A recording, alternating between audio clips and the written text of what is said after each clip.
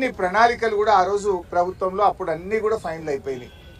మరి ఇవాళ డిసెంబర్ వచ్చింది, సంవత్సర కాలం గడిచిన 16% కూడా పని చేయకుండా ఈ వరంగల్ జిల్లా అభివృద్ధిని వెనక్కి నెడతా ఉన్నారు. వరంగల్ ప్రజలకు సేవలు అందకుండా చేస్తా ఉన్నారు. నేనైతే రోజు మీరు మా పత్రికలు, మా జర్నలిస్టులు, మా టీవీలు రాస్తున్న వార్తలు చూస్తున్న ఎంజీఎంలో ఫైర్ యాక్సిడెంట్లు కావచ్చు, ఎంజీఎంలో కరెంటు పోవడం కావచ్చు, జనరేటర్లు పనిచేయకపోవడం కావచ్చు, ఎక్స్రే మిషన్లు పనిచేయకపోవడం కావచ్చు, కుక్కలు కొరకడం కావచ్చు. రోజు ఎంజీఎం గురించి ఏదో ఒక నెగటివ్ వార్త వస్తుంది. ఎంజీఎం పోతే మందులే లేవు బయటకు రాస్తున్నారనే వార్తలు కూడా నేను టీవీల్లో పత్రికల్లో చూస్తా ఉన్నా. అంటే ఆసుపత్రి నిర్వహణ పూర్తిగా ఫెయిల్ అయిపోయింది. పేదలకు సరి అయిన వైద్యం దొరకడం లేదు. ఉన్న ఎంజీఎంను పట్టించుకోవడం లేదు. దాదాపు 84% పూర్తయినటువంటి ఆసుపత్రిని పడావు పెట్టి దాన్ని పూర్తి చేయకుండా తీవ్రమైనటువంటి నిర్లక్ష్యం చేస్తా ఉన్నారు. ఆ రోజు ఈ 24 ఫ్లోర్స్ తోని ఇంత గొప్ప టవరు వరంగల్ నగరానికే ఒక ఐకానిక్ గా ముఖ్యమంత్రి గారు కేసీఆర్ గారు రూపకల్పన చేశారు. G+23 ఫ్లోర్స్ ఆ రోజు మేము అనుకున్నది ఏంటంటే అప్ టు 60 మీటర్స్ అంటే 14 ఫ్లోర్లు, 14 ఫ్లోర్ వరకు హాస్పిటల్ ఉంటుంది.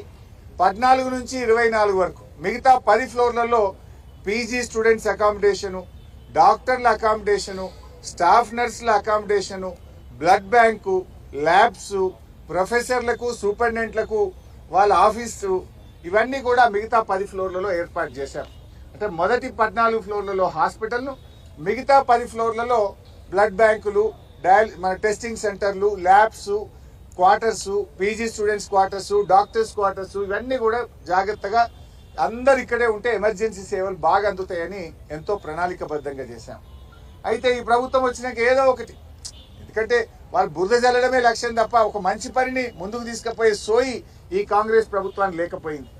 వాళ్ళు ఏమంటారు, 24 అంతస్తుల హాస్పిటల్ ఉంటుందా అని కొత్త కథ పెట్టారు. వాస్తవాన్ని మనం ప్లాన్ చేసింది G+13 వరకే హాస్పిటల్, పైనంతా కూడా ల్యాబ్స్, లైబ్రరీలు, స్టూడెంట్స్ హాస్టల్స్ అన్నీ కూడా అందులో ఏర్పాటు చేశాం. మరి జైపూర్లో మొన్నటిదాకా కాంగ్రెస్ గవర్నమెంటే ఉండే, అశోక్ గెహ్లాట్ అని కాంగ్రెస్ ముఖ్యమంత్రి ఉండే.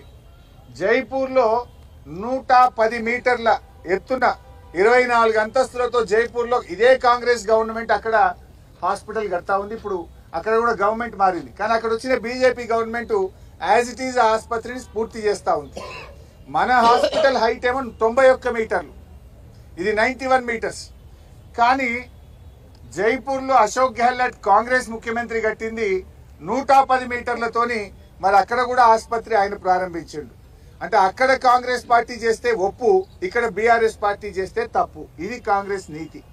మీరు అనవసరంగా బేషిజాలకు పోయో ఎంతసేపు గత ప్రభుత్వం చేసిన దాన్ని ఆపాలనో, కోడిగుడ్డు మీద ఈకలు బీకినట్టు ఈకలు బీకాలనే ప్రయత్నం చేయడం మానండి. ప్రజలకు వైద్యం అందాలి, పేదలకు మేలు జరగాలి.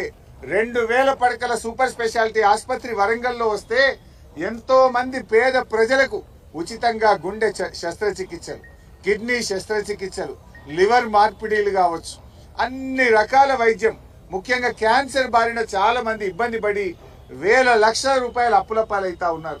అటువంటి పేద ప్రజలకు హైదరాబాద్ నిమ్స్ లో ఎలాంటి సేవలు అందుతాయో అట్లాంటి అత్యాధునిక ఆధునిక పరికరాలతో అన్ని రకాల వైద్యం వరంగల్ తో పాటు ఉత్తర తెలంగాణ ప్రజలకు అందాలని కేసీఆర్ గారు ఎంతో దూరదృష్టితో చేశారు.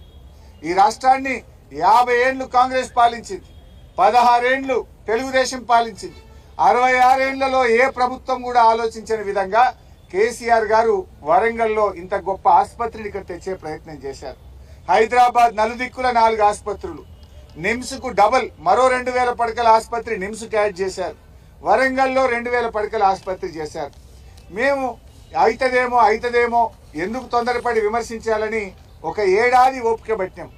మిత్రులారా, మీరు పాత విజువల్స్ తీయండి.